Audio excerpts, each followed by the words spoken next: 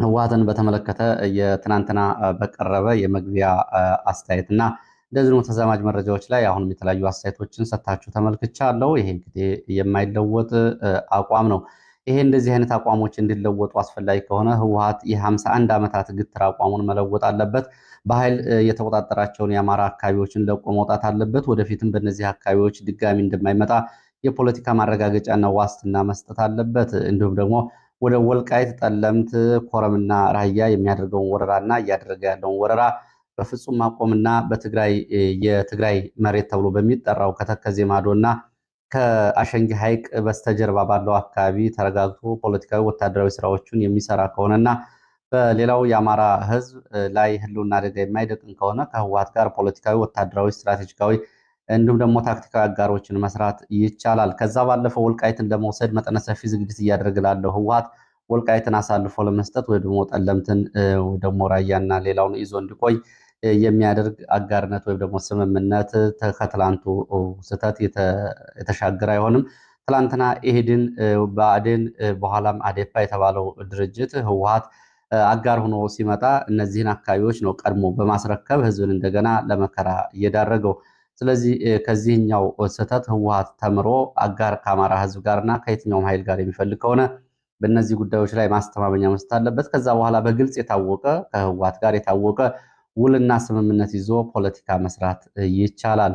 ከዛ ውጭ አንድም አቋም ሳይለውጡ አሁንም የህወሓት ኃይሎች በይህንን ዛሬ የ24 ሰዓት እንቅስቃሴዎችን ጀምሮ ላለፉት 51 ዓመታት ሲያደርጉት የነበረውን እንቅስቃሴ ወልቃይትን በኃይል ነጥቀን ነፃ ሀገር እንሆናለን እያሉ ነጋሪት በሚጎስሙበት ሁኔታ ውስጥ የሚኖረው አጋርነት የት ድረስ ይዘልቃል የሚሉ አስተያየቶችን በድጋሚ ማንጸባረቅ ያስፈልጋል። በዚህ በኩል እንግዲህ አሉታዊም አዎንታዊ አስተያየቶችንም እንደዚሁ ወልቃይት የትግራይ መሬት ነው፣ ወልቃይት የአማራ መሬት ነው የሚሉ ክርክሮችን ጨምሮ የተለያዩ አስተያየቶችን ተመልክቻለሁ። ይሄ ነው። ይህንን ጥያቄ የሚመልስ ካለ ከህወሓት በኩልም ወጥቶ ይህንን ጥያቄ የሚመልስና ወልቃይት የትግራይ አለመሆኑን ተገንዝበናል፣ ላለፉት 30 ዓመታት ለሰራ ነው ስህተት ይቅርታ እንጠይቃለን። አሁንም በእነዚህ አካባቢዎች በጠለምት በኮረምና በራያ የምናደርጋቸው ወረራዎች ሌላ ማንነትንና ሌላን ህዝብ መጨፍጨፍና መደፍጠት ስለሆነ ይህንን ስህተት ወስደናል የሚሉ ከሆነ ከህወሓት ጋር ለመስራት የሚደረጉ እንቅስቃሴዎችን በመደገፍ እንግዲህ ቀዳሚ ላለመሆን የሚያግድ ነገር የለም። በዚህ በተቃራኒ ግን ባሉት ጉዳዮች ላይ ግን አሁንም የህወሓት አመጣጥ በጣም አደገኛ ነው። ህወሓት አሁን በመሰረታዊነት ከአብይ አህመድ ጋር ምንም አይነት የጦርነት ውስጥ የሚያስገባው ጉዳይ እንደሌለ እሱም ገልጿል። ወደ 4 ኪሎ የመመለስ ሀሳብ እንደሌለው ነው የገለጸው። ይህንን ደጋግሞ አስቀምጠዋል። የትግራይ ሉዓላዊ መሬትን ማስረከበር፣ ወልቃይትን መንጠቅ በወረራ የሚል ነው። ለዚህ ደግሞ ወታደራዊ ዝግጅት እያደረጉ አንድም በሰላም ስምምነት ካልሆነም በኃይል አካባቢውን ለመቆጣጠር የሚደረጉ ስምሪቶች ናቸው።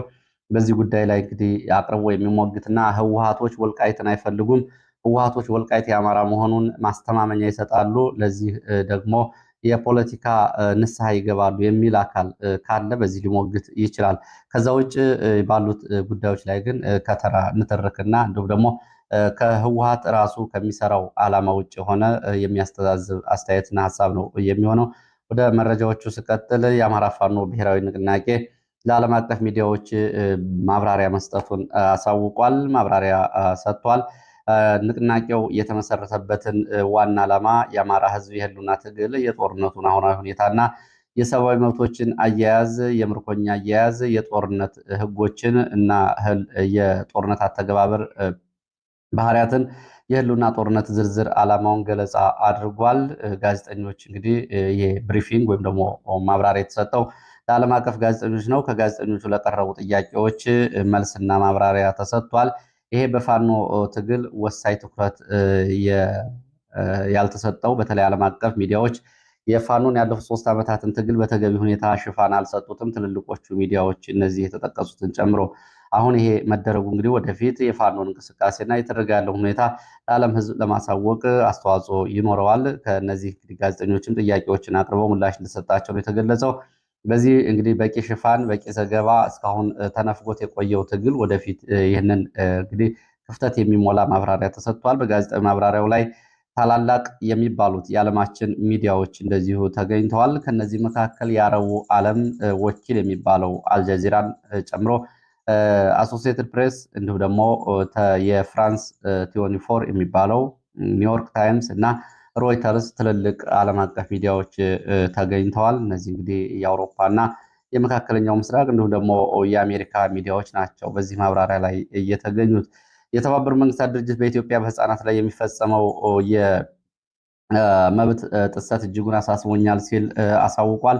የተባበሩት መንግስታት ድርጅት በዓለም አቀፍ የሀገራት የሰብአዊ መብት ሪፖርት በሚቀርብበት ላይ ነው ኢትዮጵያን በተመለከተ ባወጣው ሪፖርት ላይ በኢትዮጵያ በተለይ የህፃናት ህይወት፣ ግድያ፣ አካል ማጉደል፣ የፆታ ጥቃት፣ ጠለፋ፣ የእርዳታ ክልከላ እና ሌሎች አሳሳቢ መብት ጥሰቶች በኢትዮጵያ እጅግ አሳሳቢ ደረጃ ላይ ደርሰዋል ሲል እንግዲህ ኢትዮጵያን ከህፃናት መብትና አያያዝ ጋር በተገናኘ ያለውን ሁኔታ የገለጸው በዓለም አቀፍ ደረጃ የሀገራት ሰብአዊ መብት ሪፖርት ላይ የቀረበው ይሄ የኢትዮጵያን የተመለከተ ሁኔታ የኢትዮጵያ መንግስት በጦርነት ውስጥ ባሉ አካባቢዎች የህፃናትን መብቶች እንዲያስከብር የተፈጸመውን ግፍና ሰቆቃ እንደዚሁ እንዲያስቆምና እሱን በሚሳተፍባቸው ተግባራት ይህንን ድርጊት እንዲያቆም ጠይቀዋል። በነገራችን ላይ ከህፃናት ጋር በተያያዘ እንደዚሁ ከወጣው የተባበሩት መንግስታት ድርጅት የኢትዮጵያን የተመለከተ ማሳሰቢያ ሪፖርት ባሻገር በህፃናትን ጨምሮ በእገታ ላይ የተፈጸሙ አሳዛኝ ታሪኮችን የሚያሳዩ መረጃዎችም ወጥተዋል። ከነዚህ ጋር በተያያዘ እንደዚሁ ለዚህም ምላሽ መግለጫ ወጥቷል። ኢህአፓ ትላንትና መግለጫ አውጥቷል። የታገቱ ወገኖቻችን በአስቸኳይ ይለቀቁ ዘንድ እንጠይቃለን በሚል የኢትዮጵያ ህዝብ አብዮታዊ ፓርቲ ኢህአፓ ያወጣው መግለጫ ከአዲስ አበባ ተነስቶ ወደ ደራ ጉንዶ መስቀል በመጓዝ ላይ የነበረ ህዝብ ማመላለሻ አውቶቡስ ውስጥ የነበሩ ተሳፋሪዎች በሙሉ ጥር 27 2018 ዓ.ም ከ3 ቀናት በፊት ታግተው መወሰዳቸውን የሚገልጹ መረጃዎች እየወጡ ነው ብሏል። በእገታው ወቅት አንዲት የ6 ወር ህፃን ከእናቷ ተነጥላ የት እንደደረሰች እስካሁን አይታወቅም። የዚችን ህፃን አሁናዊ ሁኔታና የቤተሰቦቿን ስቃይ ለማሰብ እንኳ እጅጉን ይከብዳል ብሏል። እንግዲህ ከላይ የተባበሩት መንግስታት ድርጅት በኢትዮጵያ ህፃናት ያሉበትን ሁኔታ በዚህ መንገድ ይገልጻል። ይኸው የሚያሳዩ መረጃዎች ደግሞ እነዚህ ናቸው። እንዲህ ያሉ የሰላማዊ ሰዎች ላይ የሚደረጉ ተደጋጋሚ እገታዎች የዕለት ዜና ከሆኑ 7 ዓመታትን አስቆጥረዋል። ሁኔታው አስከፊ የሚያደርገው ደግሞ ዜጎች ደህንነት፣ ከቦታ ቦታ የመንቀሳቀስ ነፃነት የሚገታ እንዲሁም ሙሉ በሙሉ ሊባል በሚችል ሁኔታ ንጹሐን ላይ ያነጣጠረ በመሆኑ ነው። ይህ አሳዛኝ ተግባር እንዳይፈጸም የመከላከል ኃላፊነት በዋናነት የመንግስት ቢሆንም መንግስት የዜጎች ደህንነት ከመጠበቅ ይልቅ በተቃራኒ መቆሙን በተደጋጋሚ አይተናል። በጉዳዩ ዙሪያ መንግስት ካሳየው ቸልተኝነትና ምናገባኝ ባይነት በመነሳት መሰል ድርጊቶች የሚፈጽሙ በመንግስት መዋቅር ነው ብለን እንድናስብ አድርጎናል ብሏል። ፓርቲው የኢትዮጵያ ህዝባዊ አብዮታዊ ፓርቲ ኢህአፓ የሚመለከታቸው አካላት፣ የሚዲያ ተቋማት፣ የኢትዮጵያ ህዝብ አጠቃላይ የሰብአዊ መብት ጉዳይ ግድ ይለናል የሚሉ ዓለም አቀፍ ተቋማት ለታገቱት ንጹሐን ድምፅ እንዲሆኑ እና የታጋች ዜጎች ህይወትን ለማዳን ጥረት እንዲያደርጉ ይህንን መሰል ህገወጥ ድርጊቶች መቋጫ እንዲበጅላቸው መፍትሄ እንዲያፈላልጉ በአስቸኳይ ይጠይቃል። ጥር 29 2018 ዓ.ም የወጣ መግለጫ ነው። እንግዲህ እገታው እና የተባበሩት መንግስታት ድርጅት ሪፖርት ትክክል የሚያደርገው መሬት ላይ ያሉት ይህንን የመሰሉ ጉዳዮች ስላሉ ነው። ሌላ እንደዚሁ የአማራ ፋኖ ብሔራዊ ንቅናቄ ጥሪ አቅርቧል። የአማራ ፋኖ ብሔራዊ ንቅናቄ ዛሬ ባወጣው መግለጫ በንጹሐን ላይ እየተፈጸመ ነው ያለውን አጠቃላይ ግፍና ሰቆቃ በተመለከተ አሁን ከደቂቃዎች በፊት መግለጫ አውጥቷል። አገዛዙ የግንኙነት መስመሮችን ዘግቶ ሲቪሊያንን በመጨፍጨፍ ላይ ይገኛል በሚል የአማራ ፋኖ ብሔራዊ ንቅናቄ ዛሬ የካቲት 1 2018 ዓ.ም በኢትዮጵያ አቆጣጠር ያወጣው መግለጫ ባጭሩ ይህንን ይመስላል። ትልልቅ ከተሞችን የሚያገናኙ አውራ መንገዶችን በመዝጋት በህዝብ ላይ ማህበራዊና ኢኮኖሚያዊ ምስቅልቅል ሲያደርስ የቆየው የብልጽግና አገዛዝ በከባድ መሳሪያዎች ሲቪሊያንን በመጨፍጨፍ ላይ ይገኛል። ከጥር 26 2018 ጀምሮ ባሉት ቀናት በጀኔራል አድማሱ አለሙና በጀኔራል ዘውዱ ሰጣርጌ የሚመራው 11ኛ እዝ ቀጠናው ላይ የተሰማራው ሪፐብሊካን ጋርድ ደቡብ ወሎ ዞን ወግዲ ወረዳ የተለያዩ ቀበሌዎች ድሮን፣ ቢኤም እና መድፍን በመጠቀም ከ100 በላይ ንጹሐንን በግፍ ጨፍጭፏል። ከ40 በላይ የመኖሪያ ቤቶች ሙሉ በሙሉ አውድሟል። በርካታ ቁጥር ያላቸው የቤት እንስሳትን ገድለዋል። በዚህ ጥቃት የአንድ ቤተሰብ አባላት 6 የሚሆኑ ባሉበት ተጨፍጭፈዋል ብሏል። በተመሳሳይ ጊዜ ውስጥ በሰሜን ሸዋ ዞን ኤፍራታ ግድም ወረዳ የአገዛዙ ሰራዊት በኦሮሚያ ልዩ ዞን ታጣቂዎች ጋር በመቀናጀት በፈጸመው ጭፍጨፋ በርካታ ሲቪሊያን ላይ የከባድ መሳሪያ ድብደባ ማድረግ ከ20 በላይ ንጹሐን ገድለዋል። በርካታ ቤቶችን አውድሟል። እንዲሁም የቤት እንስሳትን ዘርፈዋል። በምስራቅ ጎጃም ሸበል በረንታ ወረዳ ምንም አይነት ውጊያ በሌለበት የአርሶ አደር መንደሮች በመድፍ ተደብድበዋል። በመሆኑም የአረመኔ አገዛዝ እንደ ህዝብ ያወጀብን የዘር ማጥፋት ጦርነት መመከት ብሎም መቀልበስ አማራጭ የሌለው የትውልዱ ግዴታ በመሆኑ ከመቼውም ጊዜ በላይ መላው ህዝባችን ለህልውናው በጋራ እንዲቆም ጥሪ እናቀርባለን። በተጨማሪም የስልክና የኢንተርኔት ግንኙነቶች በሰሜን ሸዋ፣ ምስራቅ ጎጃም፣ ደቡብ ወሎ አዋሳኝ ቦታዎች ሙሉ በሙሉ በመዝጋት አረመኔው አገዛዝ በንጹሐን ላይ ያነጣጠሩ ተመሳሳይ ወንጀሎችን በመፈጸም ላይ ስለሆነ መሰል ድርጊቶችን ለመከላከል ህዝቡ አስፈላጊውን ጥንቃቄ እንዲያደርግ እናሳስባለን። የአገዛዙ የዓለም አቀፍ የጦርነት ህግ መሰረታዊ የሆነውን ንጹሐንን ከጥቃት የመጠበቅ ግዴታን በመተላለፍ የዘር ማጥፋት ወንጀል እየፈጸመ በመሆኑ የአፍሪካ ህብረት፣ የሰብአዊ መብት ተሟጋች ተቋማት፣ የተባበሩ መንግስታት እንዲሁም የአማራ ህዝብ ላይ እየተፈጸመ ያለውን የዘር ማጥፋት የሚገዳችሁና ጉዳዩ የሚመለከታችሁ አካላት በሙሉ ይህንን የጦር ወንጀል በመቃወም የሰብአዊ ግዴታችሁን እንድትወጡ ጥሪያችን እናቀርባለን። የአማራ ፋኖ ብሔራዊ ንቅናቄ ይላል። በነገራችን ላይ ሌላም እንደዚሁ ከፋኖ ጋር በተያያዘ የደቡብ ህዝቦች እንደዚሁ የራሳቸውን ፋኖ መመስረታቸውን የሚገልጽና ትብብር የሚያደርግም እንደዚሁ አጭር መልእክት ደርሷል። የኢትዮጵያ ፋኖ በደቡብ ይላል። ኢትዮጵያ ፋኖ ኢንሳውዝ በሚል በወጣ መግለጫ ለአማራ ዓለም አቀፍ ግብረ ኃይል ባሉበት ድርጅታዊ ትውውቅና የሁለገብ ትግል አጋርነት ጥሪን ይመለከታል ብሏል።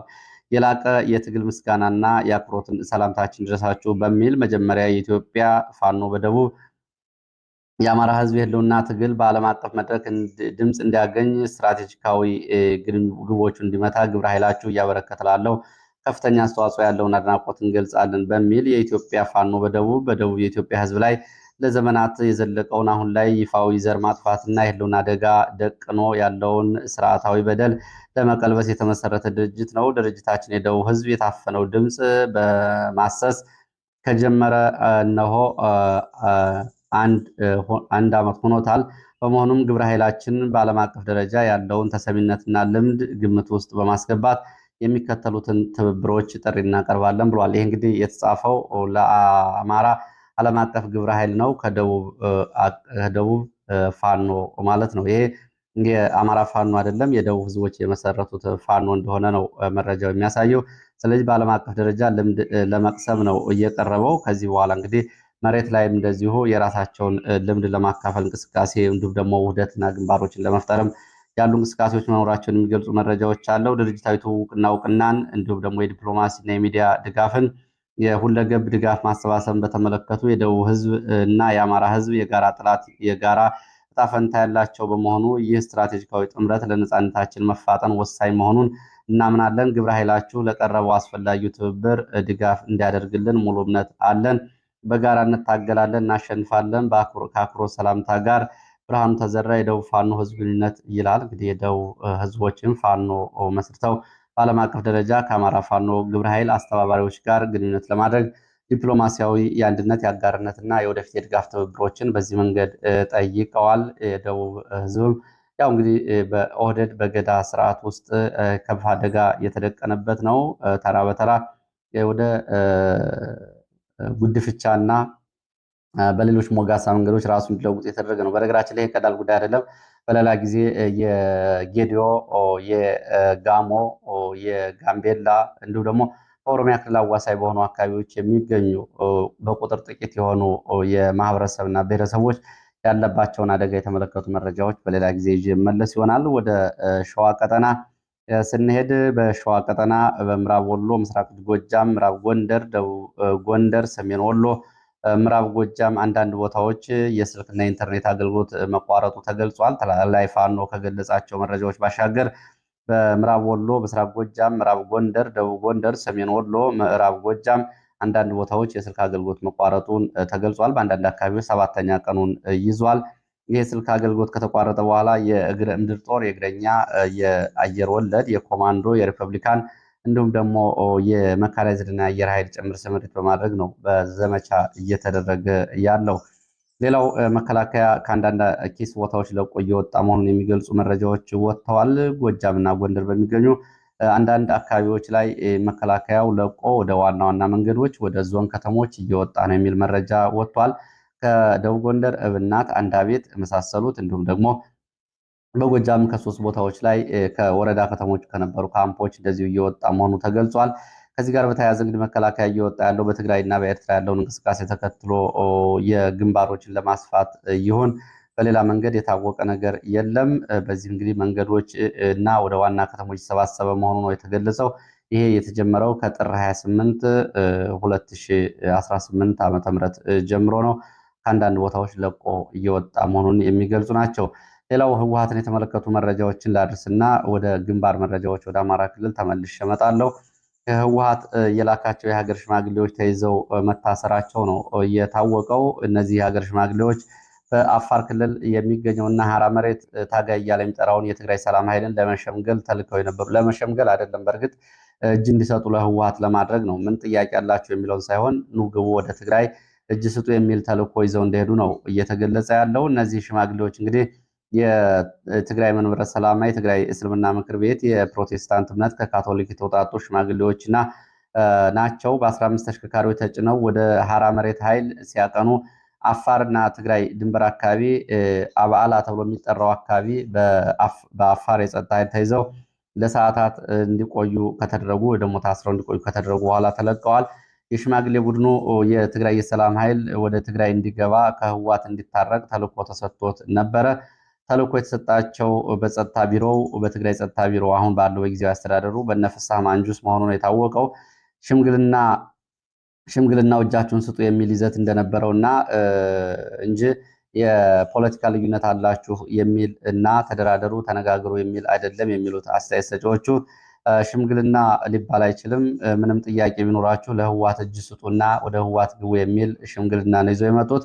የሽማግሌው ቡድኑ አፋር ኬላ አባላ አካባቢ ለሰዓታት በአፋር ጸጥታ ኃይል ተይዞ ከቆየ በኋላ ወደ ትግራይ እንዲመለስ ተደርጓል።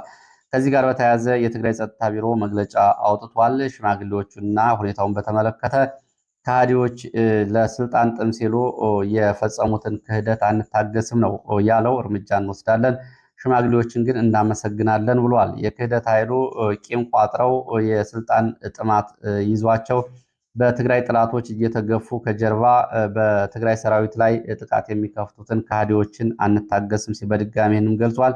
የትግራይ ሰራዊት በዲሲፕሊኑ በዓላማው የታወቀ ነው፣ ችግሮችን ሰብሮ ይወጣል። እናንተም በተመሳሳይ እንግዲህ በዚህ መንገድ ወደፊት እርምጃ ይወስድባችኋል ብሏል።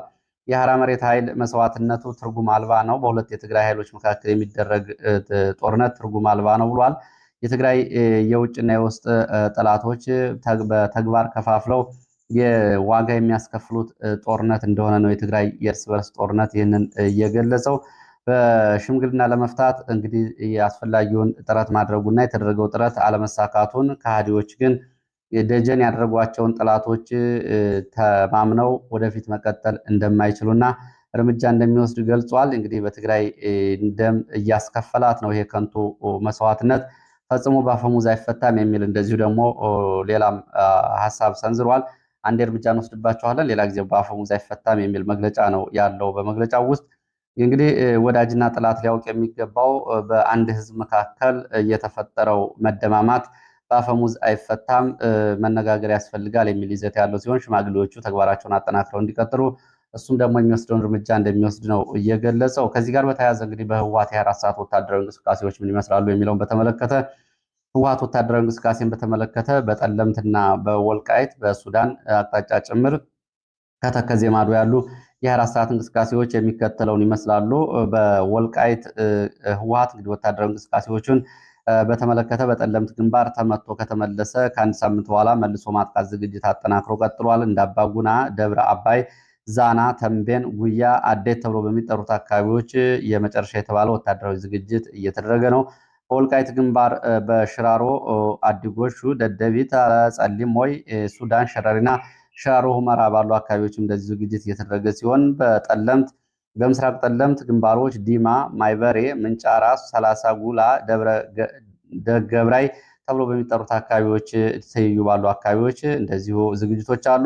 ምዕራብ ጠለምት እንደዚሁ አዲ፣ ማይዳጉሲት፣ ማይተክሊት፣ ዋልድባና አካባቢዎቹ ላይ ትይዩ ባሉ አካባቢዎች እንቅስቃሴዎች አሉ። በዋናው መንገድ እንደዚሁ ከድሮ አስመራ መንገድ እየተባለ በሚጠራው ከሽሬ ወደ ጎንደር ደባርቅ በሚያመጣው መንገድ እንደ አባጉና ተከዜ ድልድይ ፊት ለፊት እንደዚሁ ወደ ማይጠብሪ ከተማ ዝግጅቶች እየተደረጉ መሆናቸውን የሚገልጹ መረጃዎች ወጥተዋል።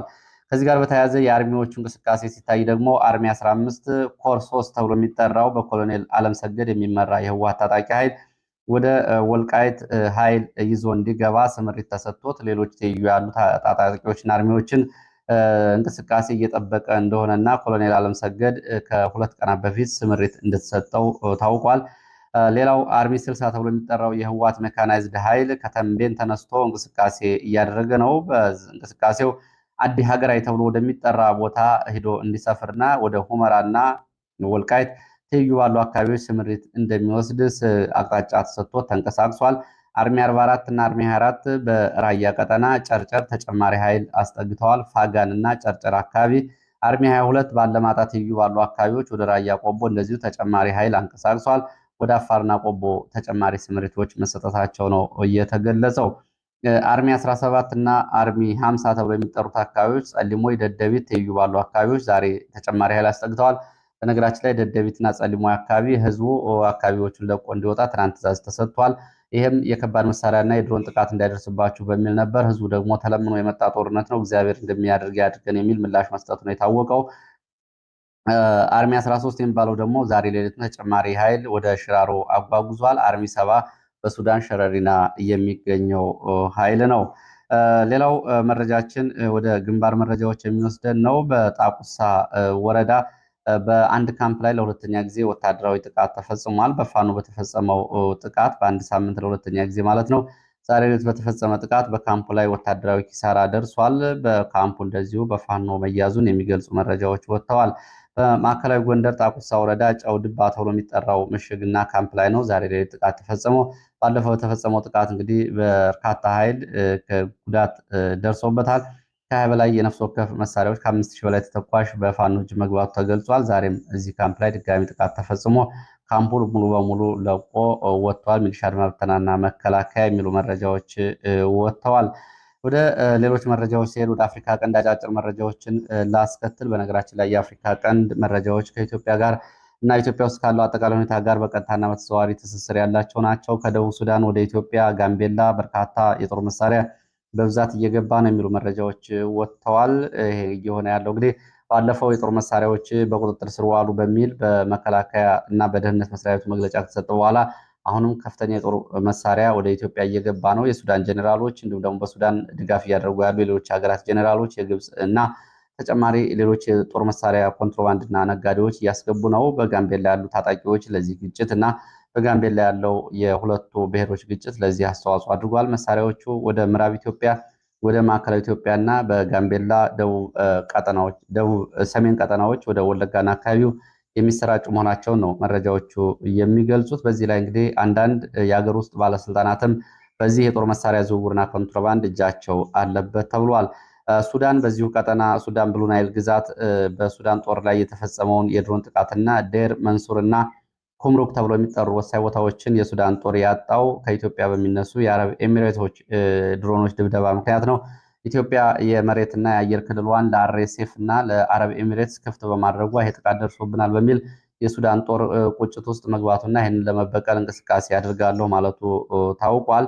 እነዚህ እንግዲህ ለወትሮ በምዕራብ ሱዳን ኮርዶፋን፣ ዳርፉር አካባቢ የነበረው የአርኤስኤፍ ውጊያ አሁን ወደ ምስራቅ የሱዳን አቅጣጫ ወደ ኢትዮጵያና ሱዳን አዋሳኝ ወደ ብሉ ናይል ግዛት መምጣቱን የሚገልጽ ነው። እንግዲህ መረጃ ሌላው ኤርትራን የተመለከተው መረጃ ነው። ኤርትራ ላይ ግብፅና ሳውዲ አረቢያ ወታደራዊ አጋርነታቸውን አጠናክረው እየቀጠሉ ነው ብሏል ቪኦኤ። ኢትዮጵያ ከአረብ ኤሚሬትስ ጋር ያደረገችው ያለውን ወታደራዊ ትብብርና ስትራቴጂካዊ አጋርነት ተከትሎ ግብፅና ሳውዲ አረቢያ ከኤርትራ ጋር ትይዩ ወታደራዊ ድጋፋቸውና ወታደራዊ ግንኙነታቸውን እያሳደጉ ነው። ይህም የቀይ ባህር ቀጠና የፉክክር ሜዳ መሆኑን ያሳያል ብለዋል። በዚህ በኩል ሳውዲ አረቢያ ከፓኪስታን በርካታ የጦር መሳሪያ አውሮፕላኖችን ጨምሮ ለሱዳኑ መንግስት ልትገዛ ነው። ይህም የዚህ አንዱ አካል ነው። ከዚህ ጋር በተያያዘ የሞቃዲሾ ቀጠና ባለበት ሆኖ ማለት ነው። ሌላው አፍሪካ ቀንድ ላይ ፈረንሳይ ለኢትዮጵያ የባህር ኃይል ግንባታ የምታደርገው ድጋፍ ኢትዮጵያ የባህር በር ለማግኘት ከኤርትራ ጋር ከገባችበት ውዝግብ ጋር ምንም አይገናኝም ሲሉ በአዲስ አበባ የፈረንሳይ አምባሳደር ተናግረዋል። የፈረንሳይ አምባሳደር ከዚህ ጋር ምንም ግንኙነት የለውም ያሉት ላሜክ በኢትዮጵያና ኤርትራ ባህር ላይ ባህር በር ይገባኛል ያለው ውጥረትና ውዝግብ ፈረንሳይ የኢትዮጵያ የባህር ኃይል ግንባታ ጋር የሚያገናኘው ነገር የለም ብለዋል። የኢትዮጵያ የባህር ኃይል ተገንብቶ እስኪጠናቀቅ ድረስ በኢትዮጵያና በኤርትራ መካከል ያለው የባህር በር ውዝግብ በሰላም ይፈታል የሚል ዲፕሎማሲያዊ ምላሽም እዚሁ ላይ ሰጥተዋል። እንግዲህ